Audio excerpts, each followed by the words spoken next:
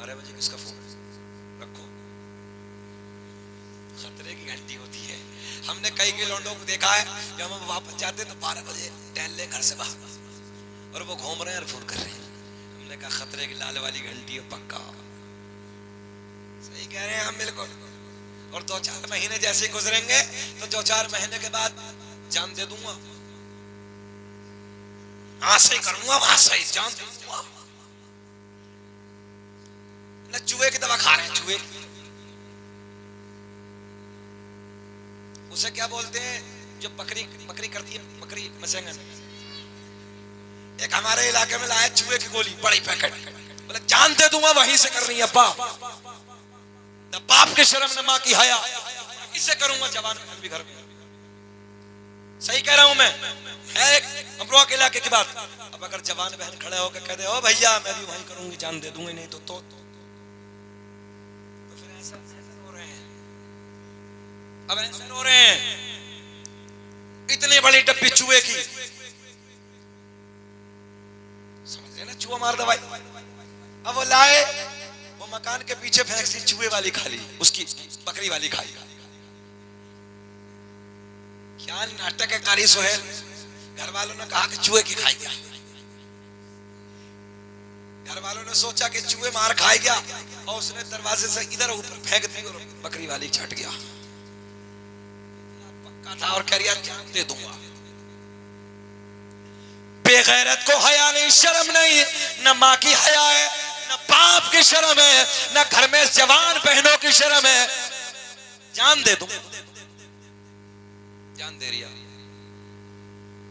कभी बाप के प्यार में, कभी माँ की मोहब्बत में, माँ के करीब में खड़े होकर ये नहीं कहा होगा माँ अगर तुम्हें मेरी जान की जरूरत पड़ी मैं तुम्हारे प्यार में अपनी जान दे दूंगा। ओ बाबा तुमने बड़ी मेहनत से कमाने के बाद, मजदूरी करने के बाद मुझे पाला है, ओ बाबा मैं तुम्हारे प्यार में अपनी जान दे दूंगा।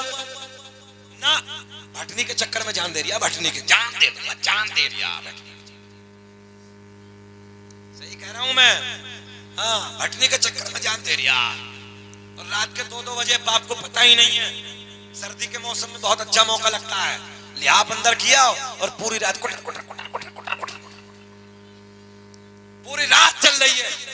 न माँ को पता ना बाप को पता, ये बेगैरत लिहाफ में कुटर कुटर कुटर कुटर, और सो झूठ बोल रहा, सो नहीं नहीं नहीं मेरे गाड़ियां चल रही, मेरे बल्ले बंगले हैं, मेरे ये है, मेरी फैक्ट्री है, मेरी इतनी गाड़ियां हैं, इतना पैसा, ये झूठ बोल रहा। मैं सही बातें कर रहा हूं जो आजकल हो रही हैं। और हमारी जो जवान बहनें, ओ बेटियों याद रखना, इस नौजवान के चक्कर में अपनी आबरू का सौदा मत करना, इस झूठे के चक्कर में।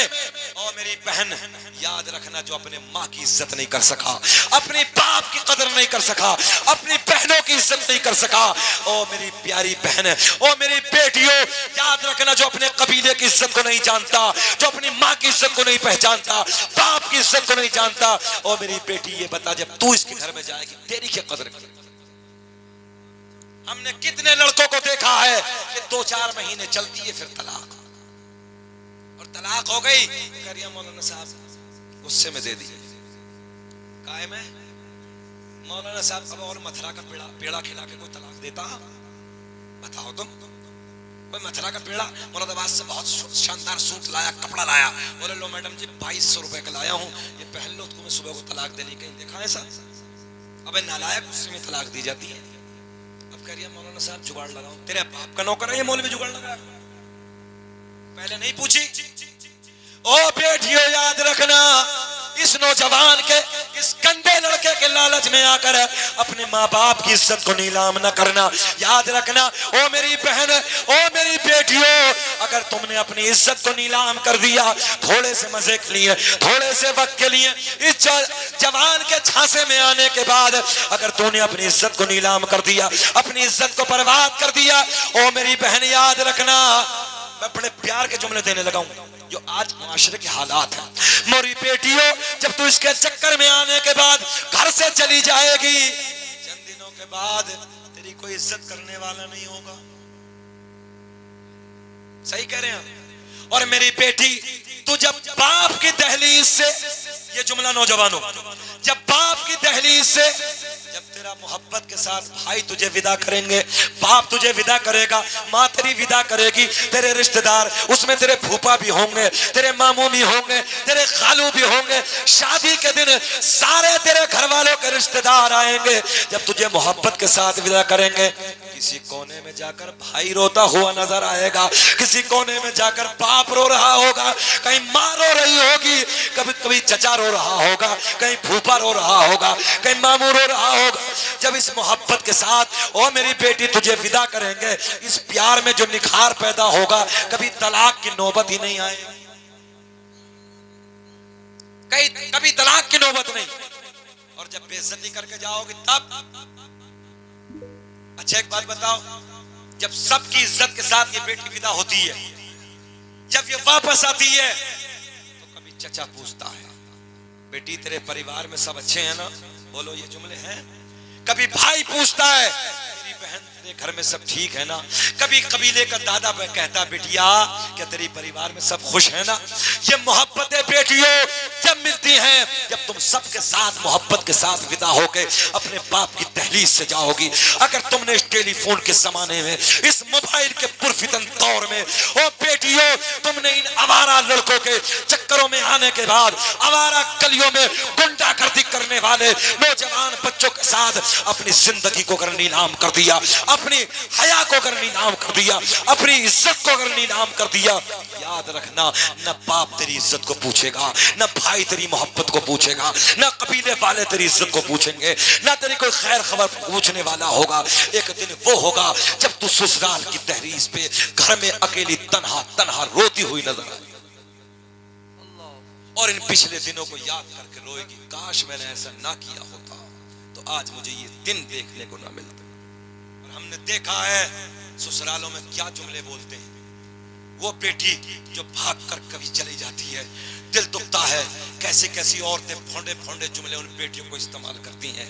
मैं वो जुमले अपनी जबान से बोल भी नहीं सकता, ऐसे ऐसे गलीज जुमले इस्तेमाल करती हैं बेटियों। इसलिए मैं हाथ जोड़ के तुमसे गुजारिश करूंगा, आवारा लड़कों के चक्कर में आने के बाद अपने बाप की इज्जत को नीलाम मत करना, अपने भाइयों की इज्जत को नीलाम मत करना, अपने रिश्तेदारों की इज्जत को नीलाम मत करना।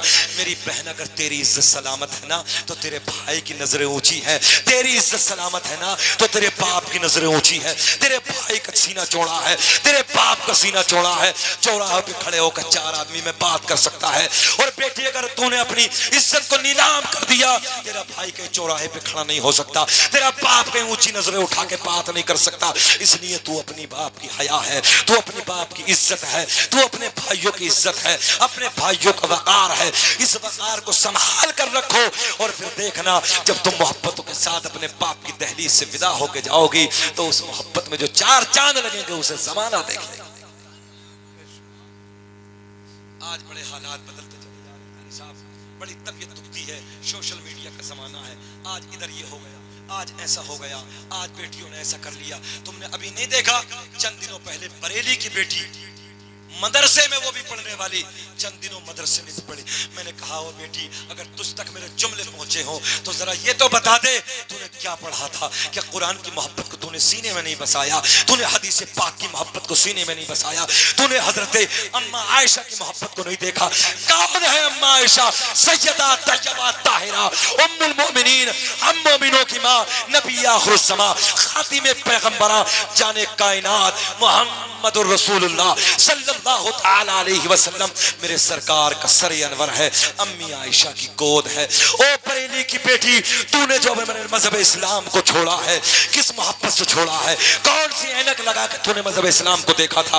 मैं कहता हूँ तूने मोहब्बत की नजर से इस्लाम को पढ़ा ही नहीं है, तूने कुरान को पढ़ा ही नहीं है, तूने हदीस मुबारक का मुताला किया ही नहीं है। सुन सुन हजरत अम्मी आयशा, कोई मजहब दुनिया में मजहब इस्लाम से अच्छा नहीं है। इतना प्यार मजहब इस्लाम में अल्लाह रब्बुल इज्जत की तरफ से जो इस मजहब को दिया गया है दुनिया में किसी को नहीं दिया गया। सुनो मोहब्बत के जुमले, अम्मी आयशा मेरे करीम आका का सर है, अम्मी आयशा की गोद है। सुने गौर से, अम्मी आयशा की गोद है, नबी का सर है, सरकार सो रहे हैं, इधर देखें। और अम्मी आयशा अपनी उंगलियों से ऐसे सरकार की जुल्फों में ना ऐसे ऐसे कंघी फरमा,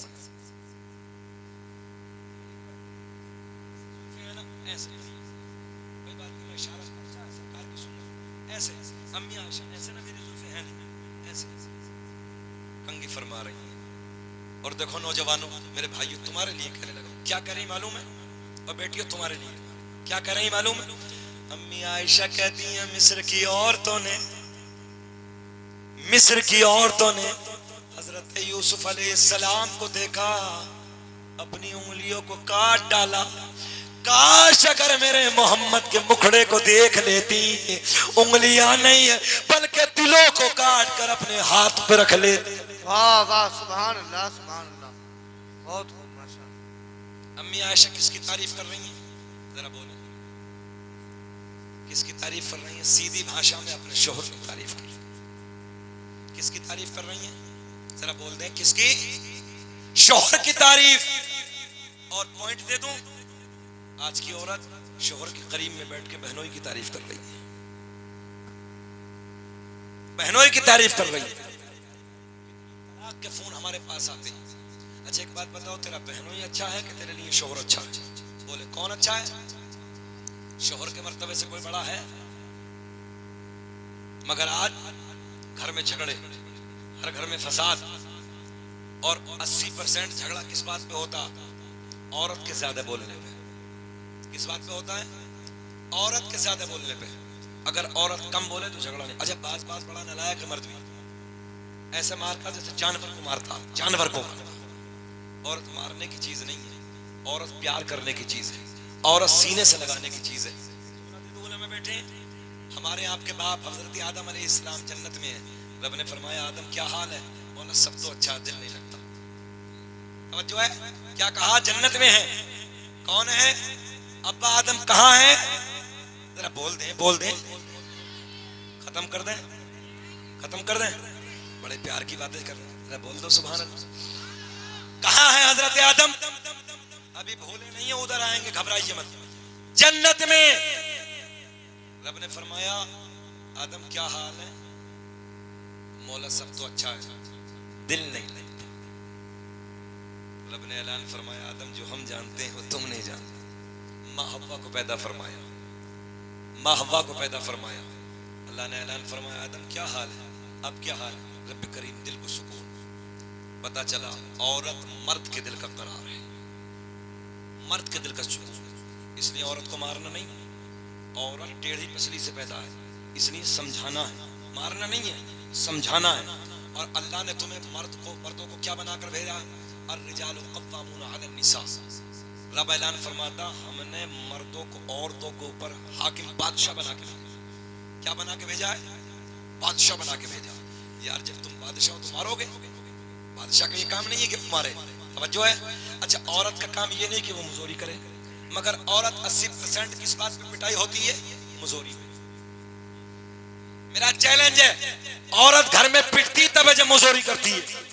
एक औरत हमारे पास आई 2-3 महीने पहले, बोले हजरत रोज घर में झगड़ा होता है, बात नहीं बनती, कोई तावीज दे दो। हमें मालूम था कि बोलती ज्यादा है। हमने कहा एक सादा पेपर निकाला, 3 लकीरें खींची, ये बनाया। हमने कहा जाओ ले जाओ, जैसे झगड़ा शुरू हो एकदम दांत के नीचे दबा के बैठ जाना। बात समझ में आई कुछ? हाँ। बोले अब तो हजरत ने तावीज दे दिया है, शरीयत को नहीं मानेगी, तबीयत को मान रही है। हाँ, तावीजों के चक्कर में लग रही है। अब ये घर में जाती है, शोहर आता है और जैसे बोलचाल शुरू, झगड़ा शुरू, तेजी से दौड़ी, पटवा उठाया, चैन खोली, तावीज निकाला, ताड़ के नीचे दबाया। बोले मौलाना साहब ने कहा दाब के बैठो। अब दाब के बैठी है, अब ये खामोश हो गई। वो बेचारा 1-2 बार बोला, चला गया बाहर, काम खत्म। अब दूसरे दिन झगड़ा, जल्दी गई तावीज दड़ के फिर बैठी। तीसरे दिन, चौथे दिन, 8 दिन गुजरे, बड़ा खूबसूरत बड़े होटल का डिब्बा। बोले मौलाना साहब काम हो गया, बहुत बढ़िया तावीज दिया। हमने कहा कमबख्त अगर जबान पहली काबू में कर ली होती तो हम तक आने की नौबत ही ना होती। तो इसलिए औरत को कम बोलना चाहिए।